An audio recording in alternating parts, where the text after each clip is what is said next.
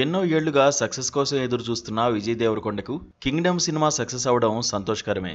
కానీ ఈరోజు ఈడీ విచారణకు హాజరు కావాల్సి వచ్చింది. గత కొంతకాలంగా హాట్ టాపిక్గా ఉన్న బెట్టింగ్ యాప్స్ కేసులో బుధవారం టాలీవుడ్ యువ hero Vijay Devarakonda betting app promotion కేసులో ఈడీ విచారణకు హాజరయ్యారు. కొద్ది రోజులుగా అనేక చర్చలకు దారితీసిన ఈ కేసులో హవాలా మార్గంలో డబ్బులు తీసుకున్నట్టు అనుమానంతో ఈడీ అధికారులు ఆయన్ను విచారిస్తున్నారు. విజయ్కు సంబంధించిన బ్యాంకు లావాదేవీలు, ఆర్థిక సమాచారం విషయంలో అధికారులు వివరణ కోరుతున్నారు. ఈడీ కార్యాలయం ఎదుట మీడియా అడిగిన ప్రశ్నలకు విజయ్ సమాధానమిస్తూ టైంపాస్ ప్రశ్నలు అడగొద్దని, విచారణ ముగిశాక నేనే పూర్తి వివరాలు వెల్లడిస్తా అంటూ కార్యాలయంలోనికి వెళ్లిపోయారు. అయితే ఈ కేసులో ఇప్పటికే ప్రముఖ నటుడు ప్రకాష్ రాజ్ను ఈడీ అధికారులు విచారించగా రానా దగ్గుబాటికి ఆగస్టు 11న, మంచు లక్ష్మికి ఆగస్టు 13న విచారణకు హాజరు కావాలని నోటీసులు జారీ చేశారు. టాలీవుడ్లో సెన్సేషన్గా మారిన ఈ కేసు మున్ముందు ఎలాంటి మలుపు తిరుగుతుందో వేచి చూడాల్సిందే. Please